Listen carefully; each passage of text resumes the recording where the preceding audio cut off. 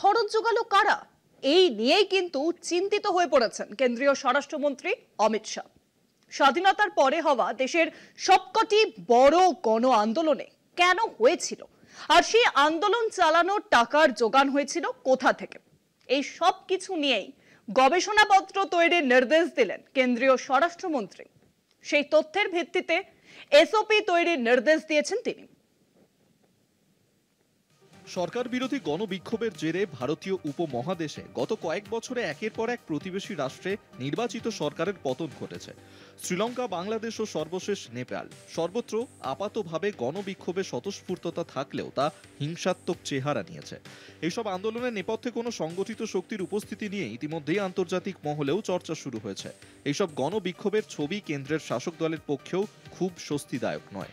গত জুলাইয়ের শেষ সপ্তাহে দিল্লিতে ন্যাশনাল সিকিউরিটি স্ট্র্যাটেজিস কনফারেন্সে কেন্দ্রীয় স্বরাষ্ট্রমন্ত্রী অমিত শাহের বক্তব্যে ভারতীয় শাসকের উদ্বেগের আঁচ মিলেছে। কেন্দ্রীয় পুলিশ গবেষণা সংস্থা bureau of police research and development বা বিপিআরডিকে স্বাধীনতা পরবর্তী সর্বভারতীয় স্তরে সাড়া জাগানো গণবিক্ষোভের কারণ ও ফলাফল পর্যালোচনা করার নির্দেশ দেন অমিত শাহ। বিশেষ করে 1974 সালের পরে সংঘটিত হওয়া গণবিক্ষোভের কারণ ও আর্থিক দিকগুলি নিয়ে গবেষণাপত্র তৈরি করতে বলেছেন বিপিআরডিকে।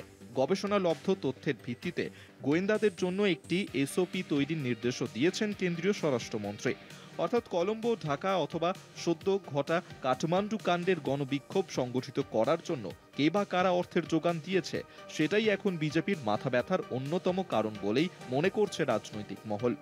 উল্লেখ্য, জরুরি অবস্থার বিরুদ্ধে জয়প্রকাশ নারায়ণের নেতৃত্বে হওয়া গণবিক্ষোভে বর্তমান বিজেপির সাবেক সংগঠন জনসংঘ তথা সংঘ পরিবার সক্রিয়ভাবে অংশ নিয়েছিল। এখন প্রশ্ন, সেই আন্দোলনে অর্থের যোগান নিয়েও কি চর্চার অনুমোদন দেবে কেন্দ্র, নাকি প্রতিবেশী রাষ্ট্রের গণ অভ্যুত্থানেই শঙ্কিত গেরুয়া শিবির? কলকাতা টিভি।